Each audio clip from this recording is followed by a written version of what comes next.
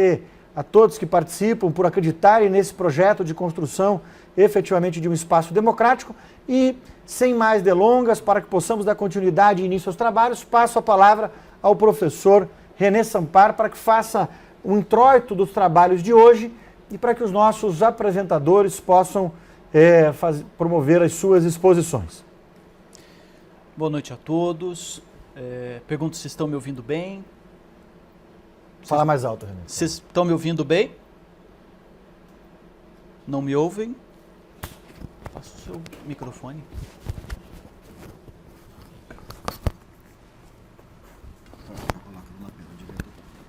Conseguem me ouvir agora? Tivemos algum problema com o som aqui. Eu vou apresentar rapidamente o livro que o título original em italiano é Elogio della Mitesa. Foi publicado na Itália. Nós temos algumas dúvidas. O livro em si apresenta a publicação em 1998, mas na introdução o Bobbio menciona o ano de 1994. E foi publicado pela Nova Pratique Editrice de Parma. Duas questões que eu gostaria de levantar muito rapidamente para que eu já possa passar a palavra ao professor Henrique Morita. O primeiro deles é o seguinte: nós temos um dilema da tradução do título do livro. Primeiro, a palavra mitesa não tem uma tradução específica para o português. Então, foi traduzido aqui como serenidade, porém, nos Estados Unidos, por exemplo, o título do livro foi In Praise of Meekness, que se aproxima mais com mansidão do que com serenidade. Isso foi levantado pelo professor Celso Laffer no nosso último encontro. E nós não sabemos especificamente a data de todos os textos que compõem o livro. No entanto, nós sabemos que o Bobbio já publicou essas questões numa fase de maturidade do seu pensamento. Então nós temos uma obra de filosofia moral, com textos muito interessantes. O professor Pietro Polito, que está ali na introdução, que hoje é o diretor do Centro Studi Piero Gobetti, que cuida do legado de Norberto Bobbio, ele fez uma introdução à recente publicação de Elogio della Mitesa lá na Itália, e ele colocou que o tema da virtude em seus diversos âmbitos sociais foi tratado por Bobbio, que propõe reflexões sobre tolerância e liberdade, razão de Estado e verdade, preconceito e racismo, religião e o problema do mal. Pela atualidade desses textos é que nós decidimos que esse seria o livro de lançamento, de estreia do Publius. Pela atualidade, pela grande filosofia que o Bobbio impregnou em cada um desses textos.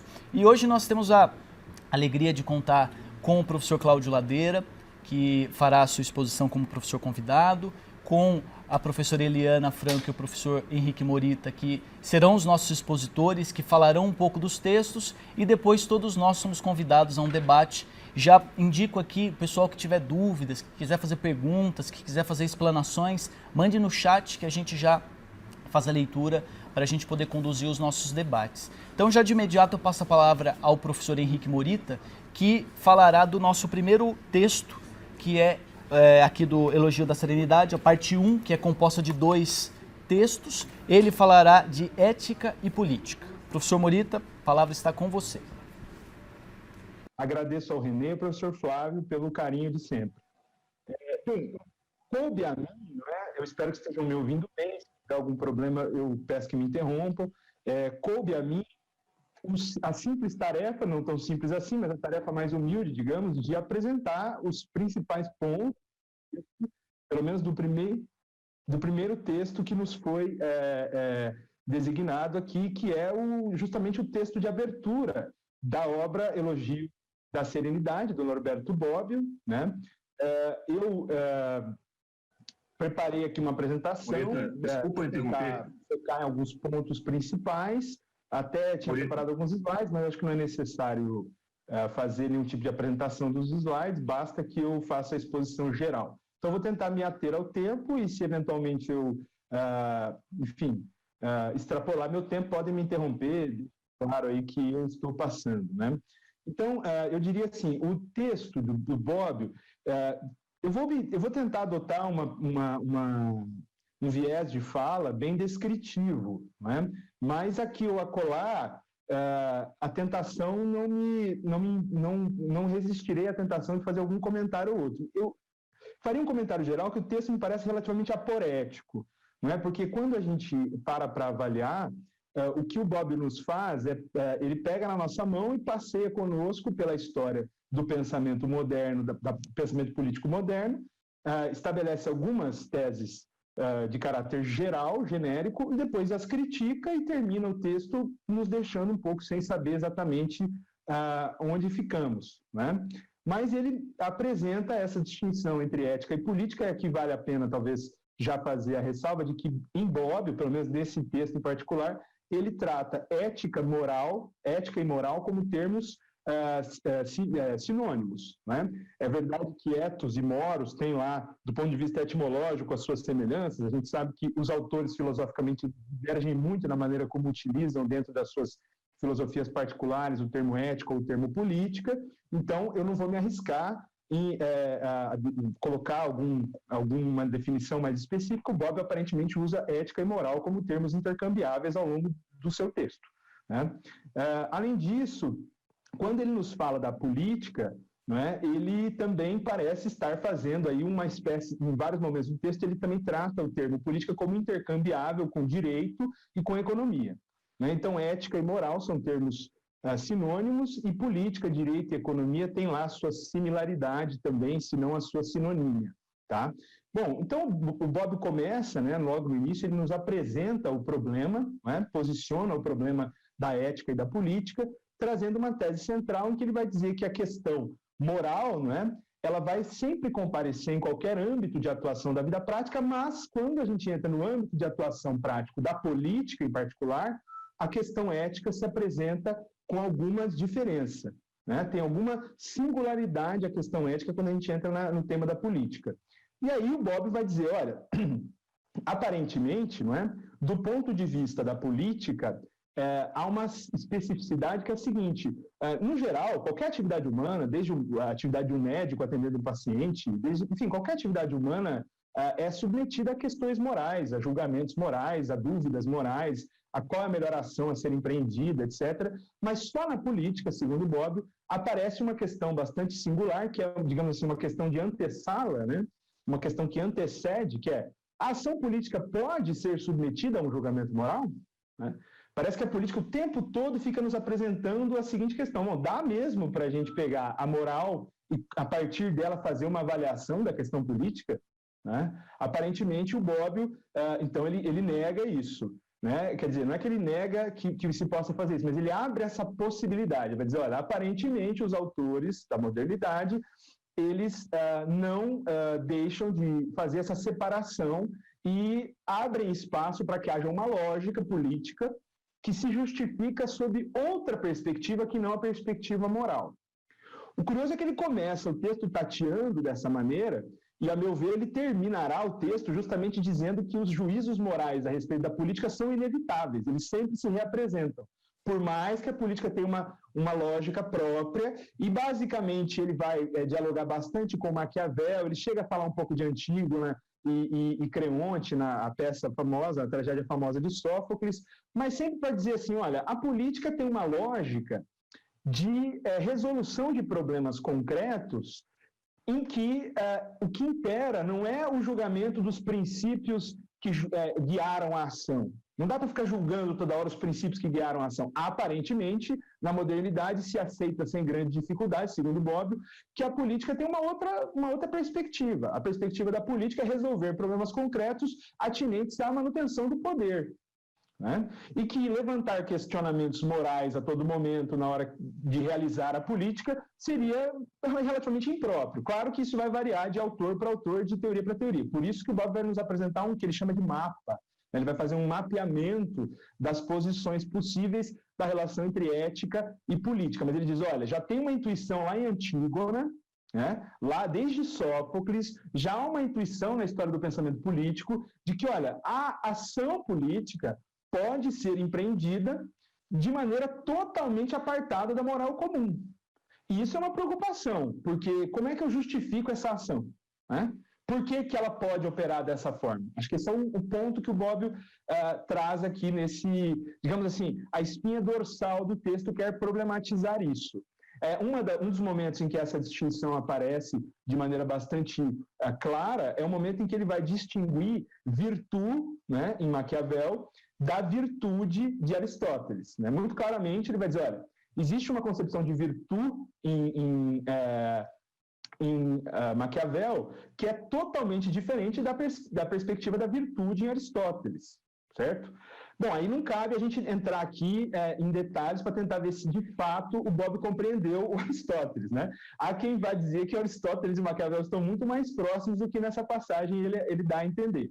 Mas, de qualquer maneira, basicamente, então, o que temos aqui em tese, um conflito entre a moral comum, ou a acepção que se tem em geral de moralidade, certo? E a moral política, ou a lógica particular da conduta política. Na modernidade, aparentemente, segundo Bobbio, essa seria toda a primeira parte do texto dele, nós aceitamos, sem grandes problemas, né? Claro que isso gera vários problemas, mas nós aceitamos, tomamos como dado que essas duas lógicas não estão sobrepostas de maneira automática. Que a lógica da moralidade e a lógica da política podem divergir de maneira bastante acentuada, certo?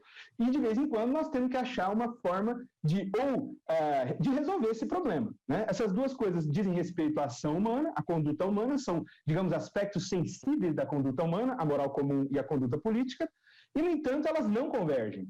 Com frequência, elas divergem, né? Ou para algumas teorias, elas deveriam convergir, né? Aí surgem os vários problemas de legitimação.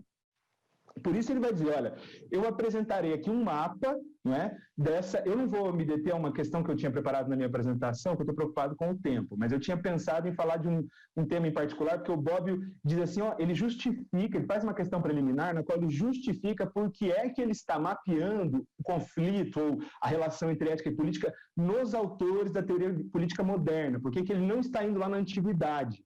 Ele faz um recorte, vai dizer que, basicamente, para resumir, a partir do pensamento cristão e do surgimento da igreja, isso lembra aquela obra do Paulo Prodi, uma história da justiça, né, em que basicamente ele vai dizer, olha, surgiu a igreja, você tem a igreja e o Estado, né? Então na modernidade essas duas instâncias, elas mais ou menos são, digamos assim, são os representantes desse conflito entre moral e política, certo?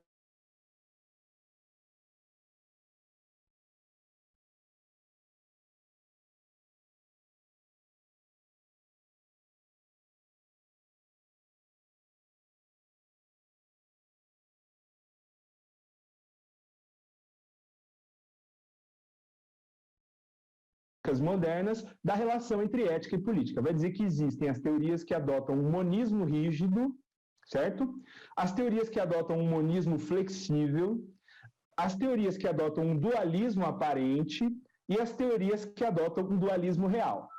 Para fazer um resumão disso, basicamente, você teria algumas teorias políticas que estão preocupadas, não é, em basicamente dizer que a moral e política se fundem num único sistema da conduta humana, certo? E aí vão ter uma dificuldade para tentar explicar, vão ter as suas particularidades para explicar por que é que, embora elas estejam fundidas no mesmo sistema, com frequência nós vejamos os políticos agindo de maneira totalmente diferente do que a moral comum prescreve, não é?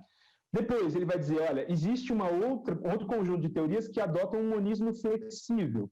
Esse monismo flexível, basicamente, vai também apostar que moral e monismo, né? Portanto, moral e política estão unidos no mesmo sistema de conduta, no entanto, há uma maior flexibilidade, não é? Há teorias que adotam uma maior flexibilidade, vão dizer assim, olha, embora seja o mesmo sistema moral, a política tem algumas peculiaridades em relação à moral. E, por fim, você tem as teorias que ele chama de dualistas, que admitem, sim, que moral e política são terrenos distintos, com lógicas distintas. No entanto, o dualismo aparente, não é, teria como pressuposto a ideia de que moral e política são distintos, mas são dependentes. Então, ou a moral está fundando a política, ou a política está fundando a moral. É bem verdade que o Bobbio não ingressa profundamente, isso é uma coisa curiosa no texto, ele não ingressa profundamente nessa hipótese, na hipótese de que a política funde a moral. Não ingressa. Por quê?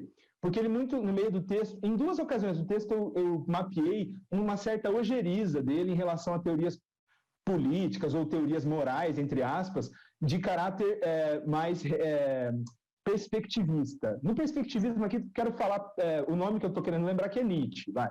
Então, basicamente, ele não considera essa perspectiva, que vai basicamente dizer que, e tem uma razão isso, né? Porque ele considera, em última instância, que por mais que eu ache que a política é um meio, não é? Que eu posso fazer o que eu quiser nesse meio para alcançar um fim político, aquela velha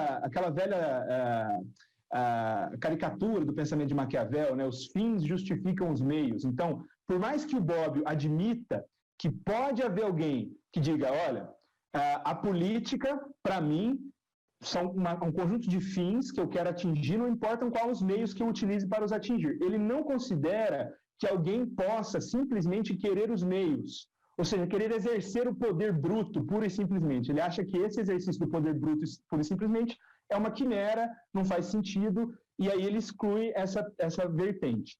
E, por fim, ele vai tratar de um dualismo real. Ele vai dizer que existem teorias que, de fato, não é, consideram que moral ou ética e política, ou direito, ou economia, enfim, são completamente distintos e completamente independentes, tá bem? Aí é lógico que, quando a gente entra nas particularidades de cada uma dessas variantes, monismo rígido e monismo flexível, dualismo aparente e dualismo real, o Bobbio vai articular essas ideias com alguns autores, e aí começam a surgir 1 milhão de problemas, né? Eu citaria, por exemplo, um problema. Ele vai colocar como monismo rígido o pensamento de Kant, né? Um exemplo de monismo rígido seria o pensamento de Kant. Então, Kant, na visão do Bobbio, né, ele resolve a política na moral, então ele reduz a política à moralidade. Isso já é um problema para um kantiano como eu, que não considera que Kant faça exatamente esse movimento, né? Kant, na verdade, trata moral e política como complementares. Isso fica bem claro que o Bobbio escolhe algumas passagens ali da paz perpétua, então ele dá uma ousada no texto ali e deixa algumas outras partes de fora, né? Mas, de qualquer maneira, ele vai dizer, então, que dentro do monismo rígido você teria uma variante que diz, olha, basicamente o monismo não vai aceitar essa separação. Então, vai dizer, olha, a moral ela resolve a política, então a moral é maior que a política, ela engloba a política. O exemplo seria Erasmo e Kant, ele dá esses 2 exemplos. E você tem uma outra vertente que diz, não, na verdade a moral ela está englobada pela política, é a política que manda na moral, que seria o exemplo que ele dá é Hobbes, né? O curioso é que Kant plageia Hobbes na obra dele inteira, e tem uma famosa passagem de Kant, né, na Teoria e Praxis, que ele vai escrever um capítulo chamado Contra Hobbes. Aí você fala, bom, agora eu vou ler um capítulo de Kant falando, descendo a lei em Hobbes. Ele passa o capítulo inteiro elogiando Hobbes, né? A única coisa que ele vai dizer que Hobbes errou foi que ele confundiu a pessoa do soberano com o cargo que o soberano exerce. Mas, enfim, isso não convém, nós não queremos estudar o Bobbio, né? Então, de qualquer maneira, depois ele faz uma descrição que eu acho que se eu me detiver em descrever monismo rígido, monismo flexível, dualismo aparente e dualismo real, eu talvez esgote o tempo aqui de uma maneira meio agressiva, mas basicamente ele vai, na minha interpretação e no meu sumário aqui do que o Bobbio está fazendo, o que ele vai mostrar é que todas essas perspectivas, né, tanto as perspectivas que pegam a moral e a política e unem elas, quanto as perspectivas que separam a moral e a política, sempre de alguma forma, reconhecem que há uma lógica particular do fazer político, né? Sempre vai ter uma lógica particular do fazer político.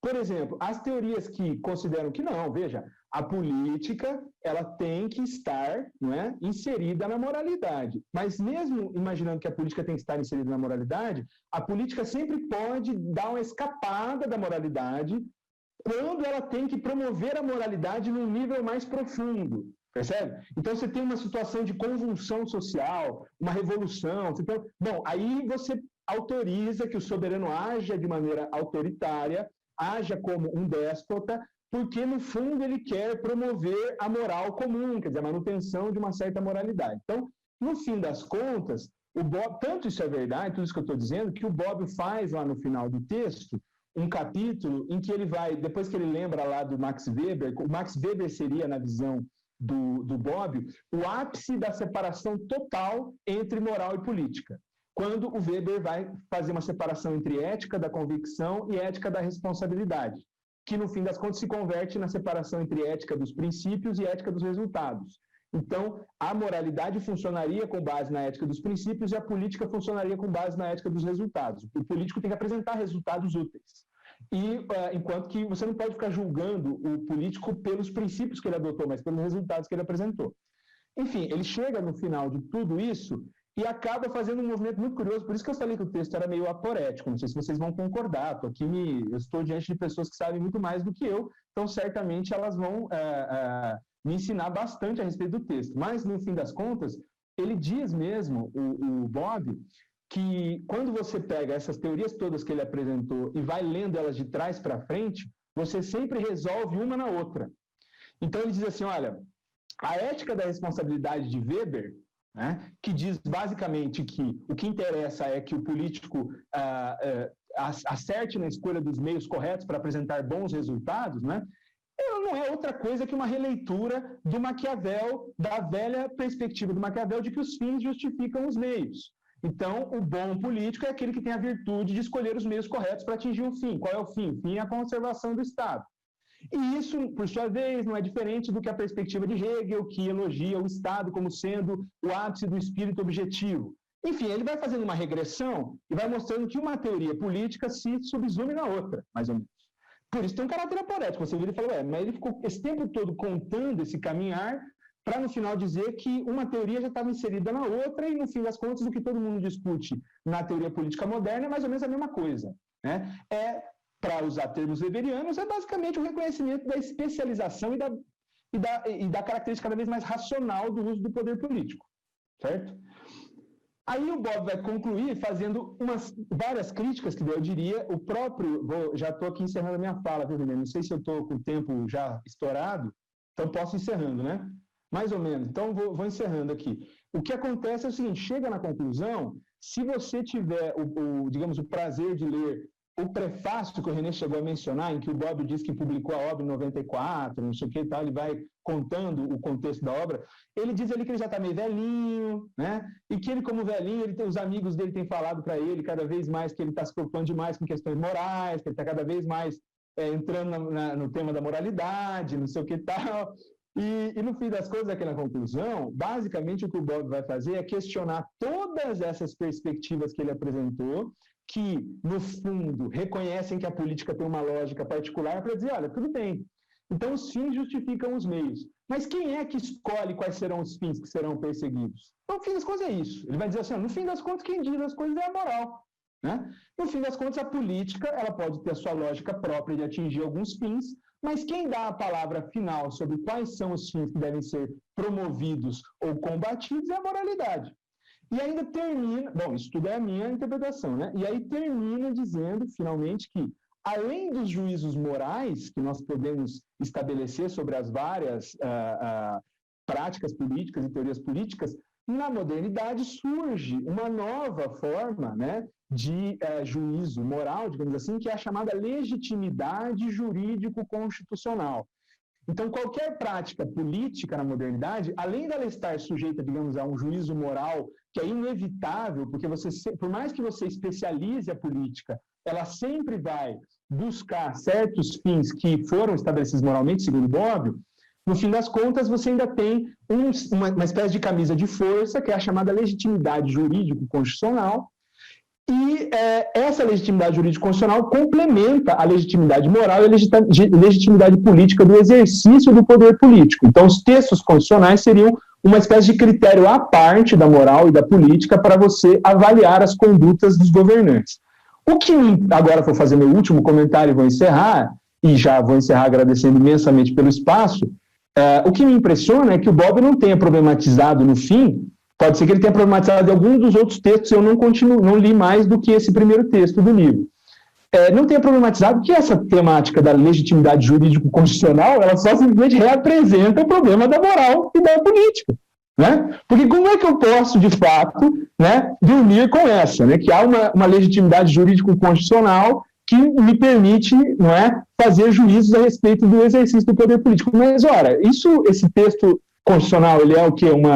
É um direito natural, etéreo, que me vem por inspiração, luz divina, uma coisa, sei lá, do Gustavo Radbruch, lá nas 5 minutos de filosofia do direito, enfim. Era isso que eu tinha para contribuir. Eu espero que tenha conseguido dar mais ou menos conta do texto. Eu tinha preparado uma coisa mais analítica, mas eu achei que talvez fosse embananar o meio de campo. Então, eu agradeço e, mais uma vez, digo que para mim é um prazer e uma honra estar aqui. Segue o jogo aí. Muito obrigado, professor. Eu já passo de imediato a palavra à nossa professora, que falará sobre o texto 2, que é a razão de Estado.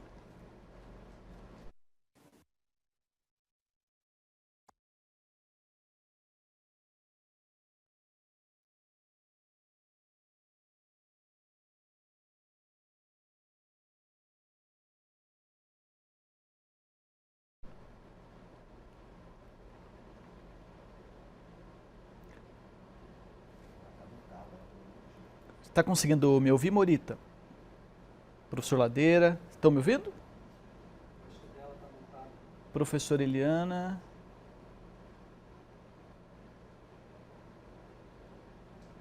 Quando ele iniciou a chamada, a gente ouvia bem, daí deu um corte no microfone e ficou bem baixo, como se a gente estivesse ouvindo vocês por um outro microfone aí na sala que está mais distante de vocês. Mas a professora Eliana, acho que ela não... Eu não estou vendo ela aqui Será que ela caiu? Eu acho que a Eliana caiu. Será que o senhor se incomoda de já fazer a exposição sobre razão de Estado para a gente? Bom, eu gostaria de agradecer o convite do Renê, um grande parceiro, um grande colega de discussões acadêmicas, né?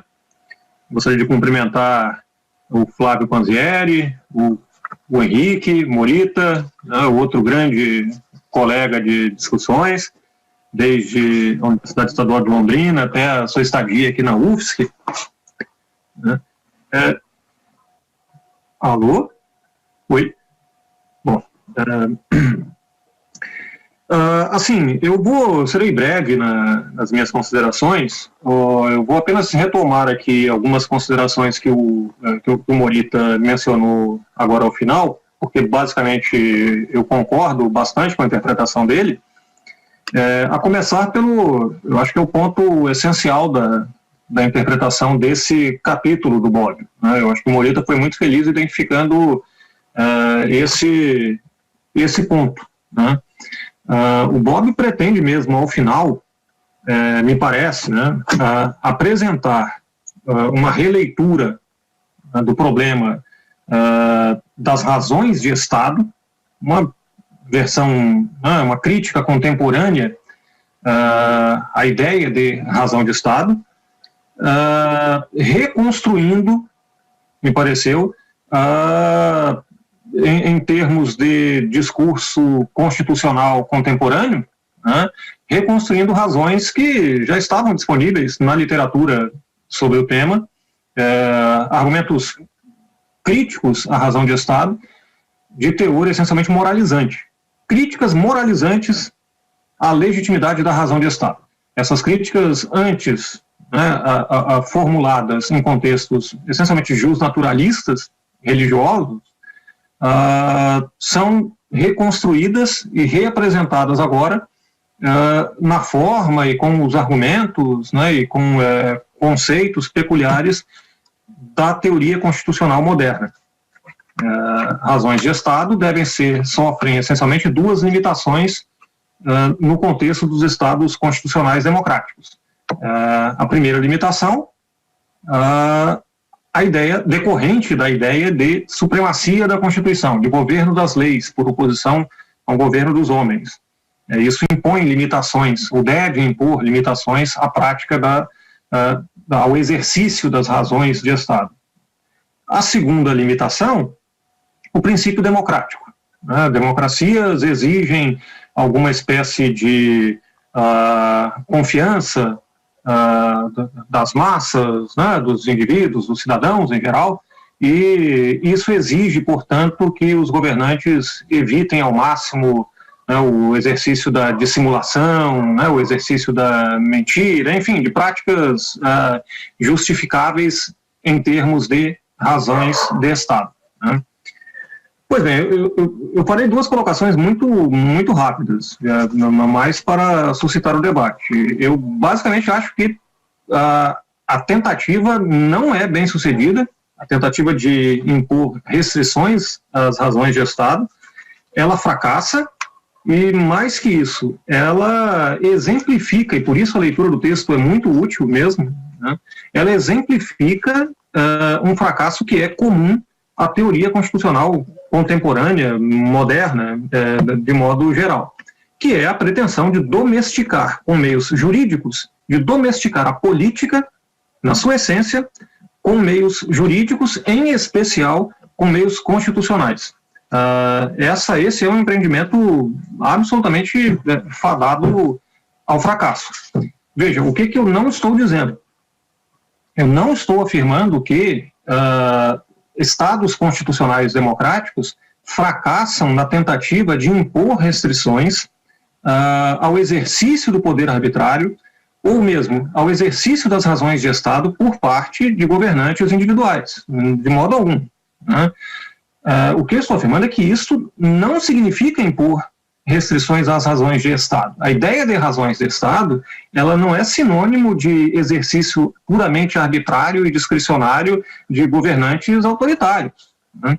A ideia de razão de Estado é muito mais complexa. A ideia de razão de Estado, ela aponta para uma justificativa de ações absolutamente não convencionais, ações que poderiam ser criticadas, em geral, são criticáveis do ponto de vista da moral privada, né? Mas que, no entanto, cuja prática se faz necessária, objetivamente, para a defesa, a segurança, a existência, para preservar a existência das instituições políticas que, por sua vez, se justificam por garantir espaços de autonomia privada, de autonomia moral para todos os indivíduos. Razões de Estado se justificam moralmente. O exercício das razões de Estado comportam alguma espécie de justificativa moral. Pois bem, como a teoria constitucional, como o constitucionalismo moderno, melhor dizendo, pretende... o constitucionalismo moderno, não. A teoria do constitucionalismo moderno. Não o constitucionalismo moderno no sentido de instituições constitucionais realmente existentes, né? Mas as teorias hegemônicas no âmbito acadêmico, sobretudo. Né? Por que elas fracassam? Elas fracassam, em primeiro lugar, na pretensão de que a Constituição possa ser dotada de supremacia por sobre a política. A ideia de que constituições impõem de maneira bem sucedida, elas dispõem de uma força normativa própria, capaz de impor à política um certo local subordinado. Essa pretensão fracassa conceitualmente e fracassa como uma questão de fato muito objetiva. Vejam, de maneira mais simples, a ideia de governo das leis, por oposição à ideia de um governo meramente dos homens, né? Essa própria oposição, ela é falha ao apresentar como descrição, né, das instituições políticas realmente existentes, em qualquer sistema constitucional ou não. Porque, a rigor, não existe governo das leis. Leis não governam, leis não decidem, leis não escolhem linhas de ação diferentes, leis não atuam. Só seres humanos o fazem, portanto. Né? Então, constituições não se impõem externamente e com superioridade por sobre a política. Pelo contrário, não que constituições sejam inúteis, mas nós não dispomos de uma alternativa, de uma oposição, governo das leis de um lado, governo de uma Constituição Suprema de um lado, versus governo dos homens de outro lado. Não há isso.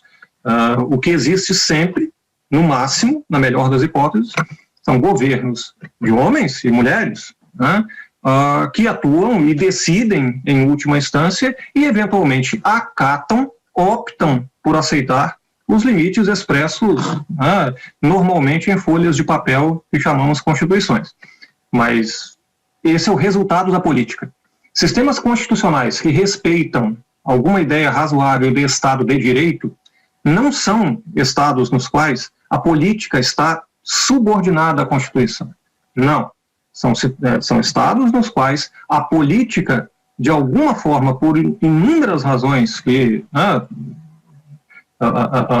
tornaria a nossa discussão um pouquinho mais longa, a política, as forças políticas realmente existentes optam pelo acatamento da legalidade ou da Constituição. Então, a política prevalece. Né? A política prevalece. A supremacia constitucional não é uma imposição do direito por sobre a política. Pelo contrário, a supremacia da Constituição, onde nós podemos afirmar que isso existe, é uma conquista política, o resultado da política cotidiana, inclusive. Né? E vejam, só uma observação quanto a isso. A pretensão de impor drasticamente limites à competência dos governantes para exercerem razões de Estado, ela não apenas fracassa no sentido de que em nenhum sistema constitucional contemporâneo essa pretensão é realmente levada tão adiante, eu vou citar exemplos aqui do caso brasileiro, como, mais que isso, a tentativa de impor não apenas limites, mas de exercer o controle do exercício das razões de Estado com fundamentos jurídicos, constitucionais, via de regra, gera como resultado a maior judicialização do exercício das competências das razões de Estado por parte dos governantes. Bom, mas isso não seria a vitória da Constituição, a vitória do direito por sobre a política? Não. Isso invariavelmente significa a transferência da competência para exercer as razões de Estado. A transferência de instituições eleitas, governantes eleitos, em direção a instituições cujos membros não são eleitos, não são dotados de alguma espécie de responsabilização democrática ou coisa parecida. Tribunais. Razões de Estado não deixam de ser praticadas. O que a gente muda é a competência para decidir sobre elas. O que acrescenta um problema. Razões de Estado praticadas publicamente por governantes eleitos que devem prestar contas aos seus eleitores de tantos em tantos anos, impõe uma exigência de publicidade ao exercício das razões de Estado. E essa é, em última instância, a forma mais eficaz, realmente falando, de controle do exercício das razões de Estado. Por outro lado, quando as razões de Estado passam a ser exercidas a título de controle judicial do exercício das decisões administrativas, legislativas e tudo mais, quando a razão de Estado é transferida para a competência para decidir sobre razões de Estado, para praticá-la, é transferida para tribunais, não apenas nós mantemos os mesmos problemas, o risco potencial de arbitrariedades, como nós acrescentamos outros problemas. Porque agora as razões de Estado serão exercidas não publicamente, enquanto tais, razões de Estado, medidas excepcionais tomadas com fundamento explícito na necessidade da urgência, do caso concreto bastante peculiar, não. As razões de Estado exercidas judicialmente, elas assim se apresentam sob forma disfarçada de interpretação constitucional, interpretação principiológica ou coisa do gênero, o que nos priva de criticá-la e de compreendê-la de maneira mais adequada. Eu disse que razões de Estado não são abolidas. O exercício, a competência para o exercício das razões de Estado não é algo que possa ser abolido de sistemas constitucionais contemporâneos. Não é mesmo.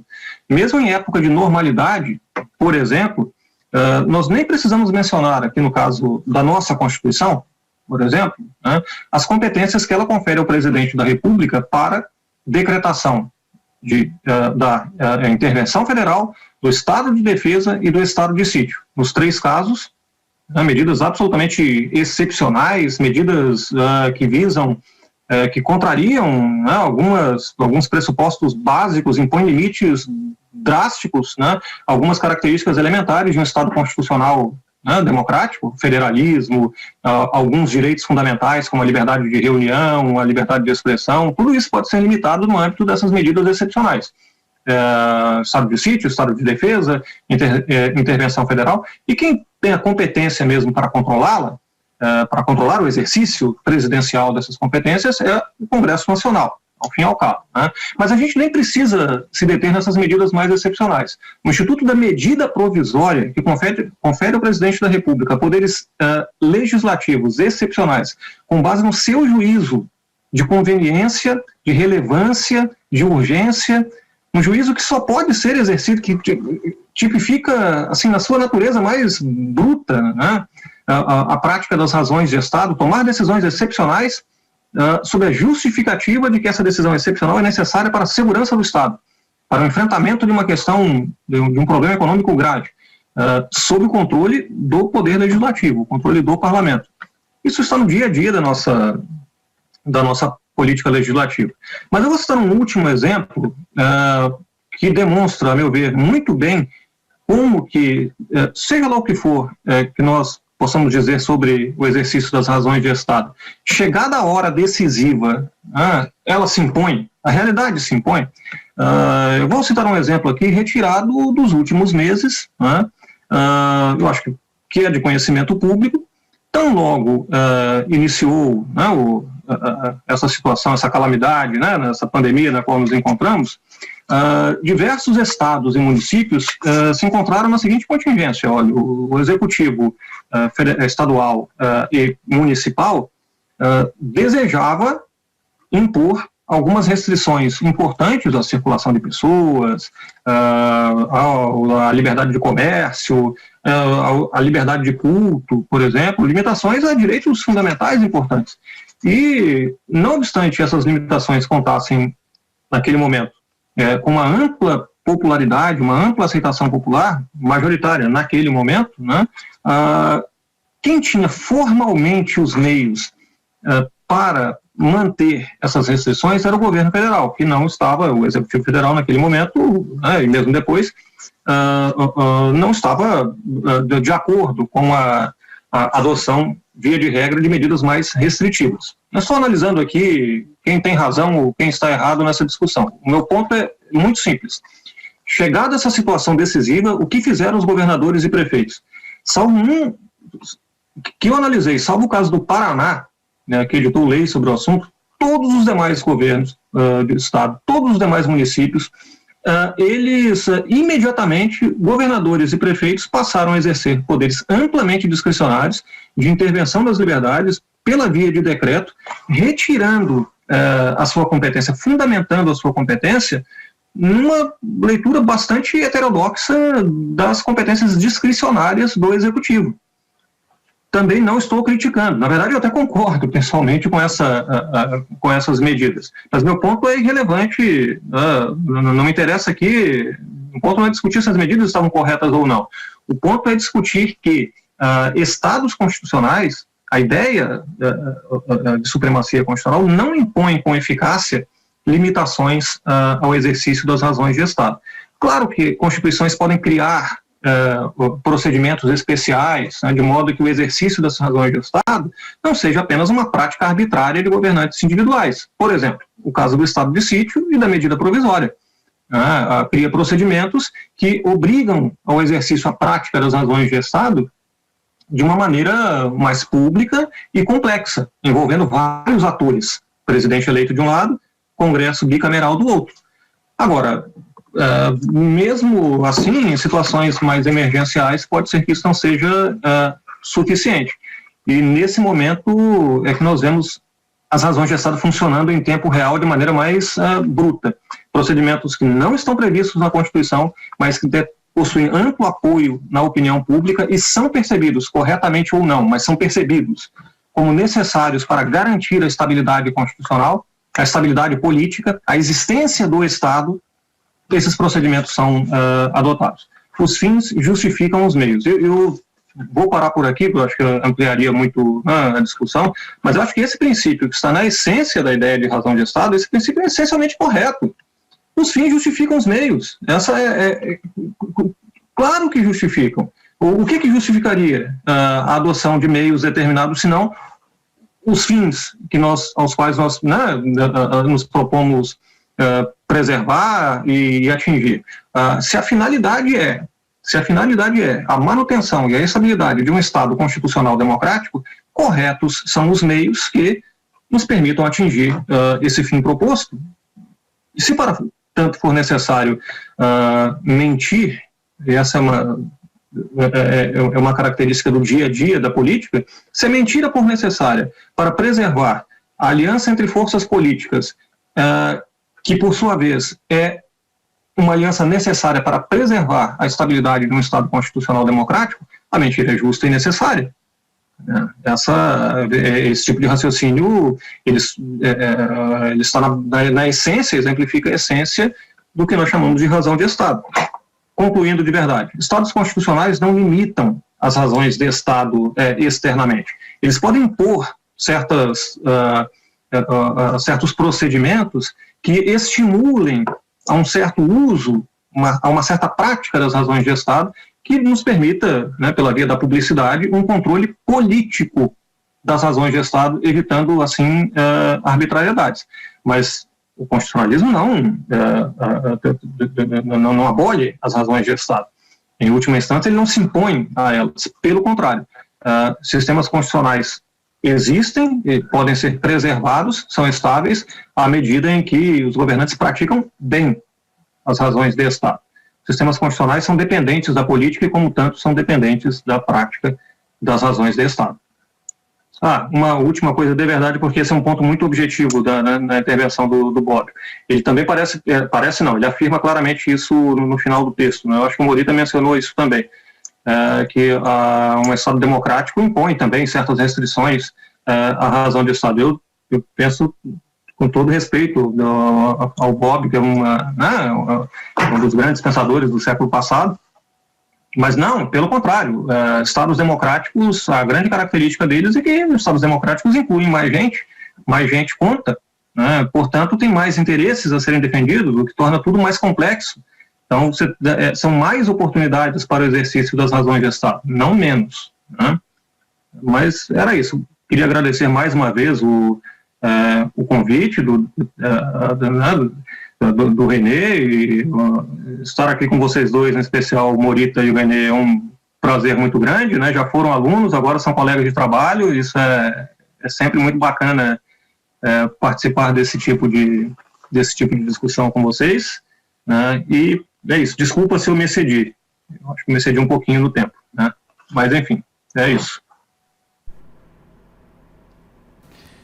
Professor Ladeira, muitíssimo obrigado pela sua exposição, acho que foi muito provocativa, nos colocou a pensar sobre todos esses temas.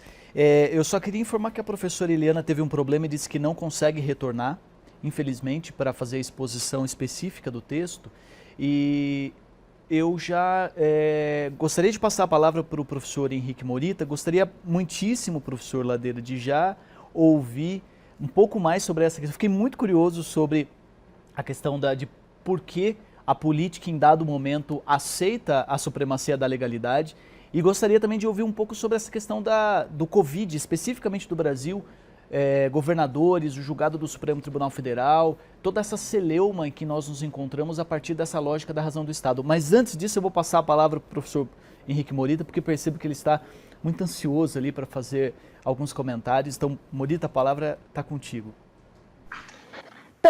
Eu agradeço, René, agradeço ao professor Ladeira, como sempre, né, é muito bom ouvi-lo, e fazer só um comentário, né, pedindo, talvez, eu me lembro vagamente dele já ter comentado esse tema em uma outra oportunidade que estivemos juntos, mas até gostaria de ouvi-lo melhor a respeito disso.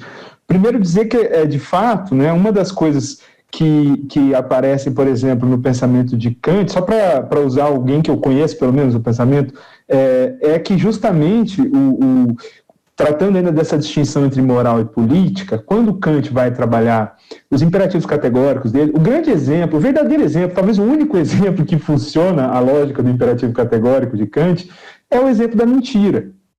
Do ponto de vista moral, não dá para você mentir sem cair em contradição. Não dá para tornar a mentira um imperativo categórico. E aí Kant é explícito em dizer que não é um dever de direito o dever de não mentir. Porque ele diz que o direito diz respeito à liberdade externa dos indivíduos. O direito não se interessa pela liberdade interna. Quem cuida da liberdade interna é a moralidade. A moralidade quer saber a motivação da minha ação, se eu agir por dever ou apenas conforme o dever. E para o direito, suficiente que eu haja conforme o dever jurídico, seja porque eu estou morrendo de medo de ser preso, seja porque eu tenho interesses não declarados, seja porque eu estou mentindo. Entende? Então, não há um dever jurídico de não mentir, ou seja, do ponto de vista da política, né, a mentira faz parte da cena. Né? E aí eu perguntaria ao professor Cláudio Ladeira se isso é um tema que é recorrentemente trazido à baila, que é a extensão, ele estava falando, né, do tema da Constituição como sendo um documento que é resultado de lutas históricas. Inclusive, quando você lê o Bob, você fica relativamente incomodado, porque a impressão que você tem é que também o exercício do poder político e a discussão sobre esse exercício interessa apenas a quem exerce o poder político na prática, o príncipe e uma meia dúzia de amigos do príncipe. É como se a sociedade inteira não estivesse interessada no arranjo político, ela também. Né? Na verdade, é mais ou menos isso que o constitucionalismo conseguiu fazer. Né? Ele se eu compreendo bem, ele conseguiu arrumar uma forma mista ali de você achar um arranjo entre os vários interesses antagônicos que constituem qualquer sociedade. Né? As sociedades são extremamente antagonizadas por natureza. E aí eu perguntaria ao professor Ladeira se ele concorda, se ele é convergente com a crítica comum que se faz à Constituição brasileira, por ela ser, como se diz, excessivamente extensa e minuciosa, né? Que isso teria feito dela uma Constituição que permite, em demasia, não é? Como ela se mete em assuntos demais, né? Ela acaba dando um excesso de poder a quem der a chamada última palavra a respeito da Constituição. Né? E que isso, então, teria interditado um pouco o desenvolvimento de um amadurecimento político da sociedade, algo nesse sentido. Eu não sei se isso é provavelmente mesmo também herança do nosso ranço autoritário. Né? Mas é mais ou menos isso, quer dizer, a nossa Constituição, por ser muito extensa, ou se é que a gente vai admitir que ela é mesmo muito extensa, mas partindo do pressuposto que ela não chega a ser um livrinho que você lê em 5 minutos também, né? Então, como ela tem uma certa duração, a gente poderia imaginar que ela acabou, digamos assim, povoando campos em excesso e estrangulando a política em razão da sua extensão. Então, talvez o professor possa nos lançar um olhar diferente sobre essa questão. É mais ou menos isso, são comentários gerais, eu agradeço aí ao Remê pela oportunidade.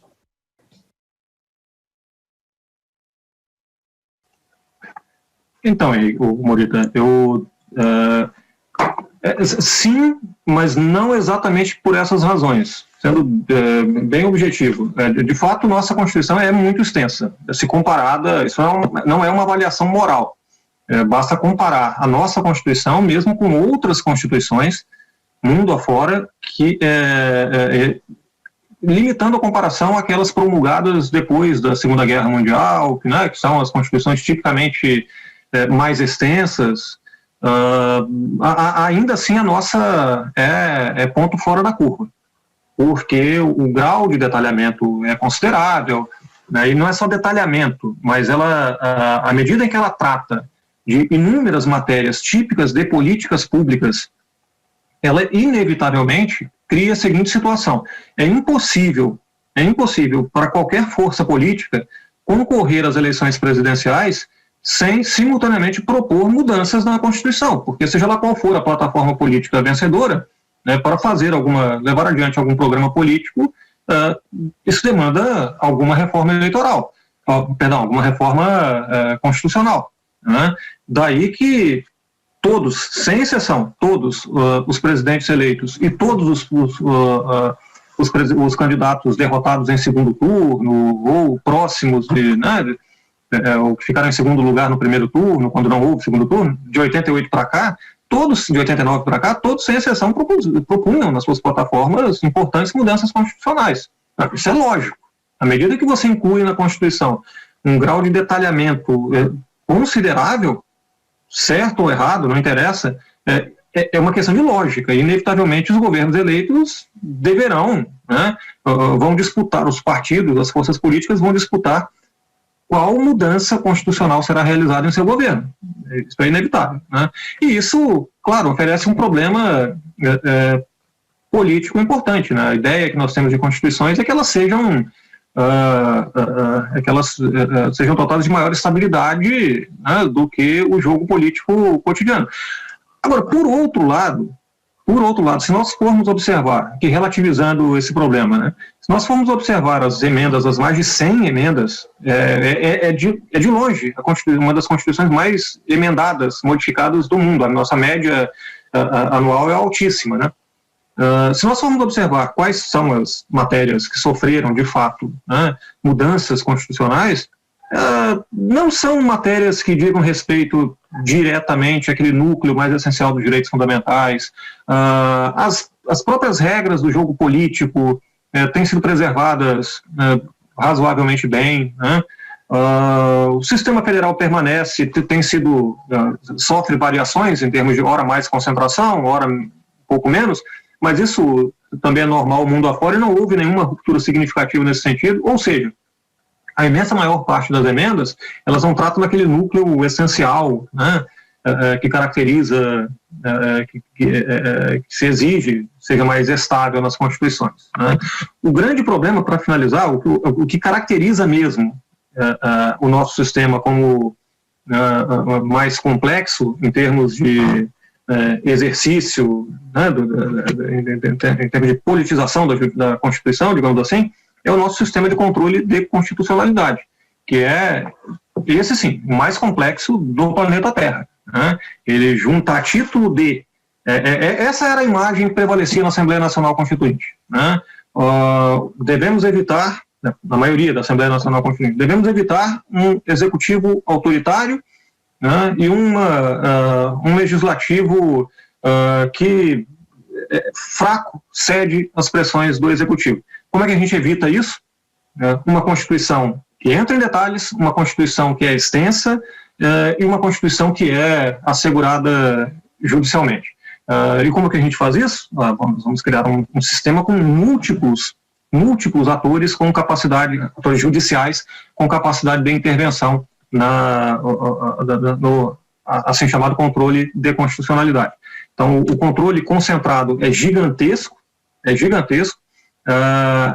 há uma ampliação dos atores autorizados, dos agentes autorizados a ingressar com ação direta de inconstitucionalidade, né, é um negócio gigantesco, foge à média no mundo, né, o normal, democracias constitucionais mundo afora, sobretudo no caso europeu continental, ações de inconstitucionalidade, elas só podem ser movidas, via de regra, por um número substancial de parlamentares. Aqui no Brasil, não. Qualquer partido com um deputado federal ou um senador pode mover uma ação direta de inconstitucionalidade. O que significa o seguinte, o controle de constitucionalidade se tornou, de fato, longe de uma garantia da efetividade da Constituição, se tornou instrumento para maior politização. Para uma espécie de terceiro turno do processo legislativo. Câmara dos Deputados, Senado, agora o Supremo. Né? É uma ilusão considerar que isso garante a supremacia da Constituição. Isso garante a politização do Supremo. É fato. E aí, claro, né, se nós formos analisar os últimos 30 anos de judicialização, nós vamos encontrar aí também um excelente exemplo da prática judicial de razões de Estado. Não só por parte dos ministros do Supremo Tribunal Federal, mas razões de Estado praticadas também por professores de direito constitucional. Quando ora apresentam determinada intervenção do tribunal como uma clara manifestação, né, de judicialização, né, indevida, ora apresentam como uma intervenção necessária para garantir a supremacia da Constituição. Coincidentemente, as intervenções ilegítimas, assim descritas como judicialização, são aquelas com as quais nós não concordamos. Já as intervenções que garantem a supremacia da Constituição são aquelas com as quais nós concordamos. Então faz muito lembrar aquela definição famosa de democracia do Milor Fernandes. A democracia, quando eu mando em você, a ditadura é quando você manda em mim. Então, era isso. Professor Cláudio Ladeira, muito obrigado pelas suas observações. Bem, nós já, devido ao adiantado da hora, a gente já encerra esse papo por aqui. Acho que nós somos brindados com comentários muito interessantes, seja de razão de Estado, seja da própria relação entre ética e política. Essa discussão nos levaria aqui a assuntos afins, a horas de conversa, mas infelizmente nós temos um tempo exíguo para tratar de todos esses temas. Agradeço muito a vocês. Aviso, lembrando aos nossos participantes que o nosso próximo encontro é no dia 14 de setembro. Teremos quase um mês aí para tratar da parte 2 do livro Elogio da Serenidade, do Norberto Bobbio. Então eu agradeço a todos vocês, muitíssimo obrigado Morita, muitíssimo obrigado Ladeira, queridos amigos, e enfim, vamos juntos até o dia 14, qualquer dúvida mandem e-mails para nós estamos à disposição sempre. Obrigado, boa noite para vocês, até a próxima.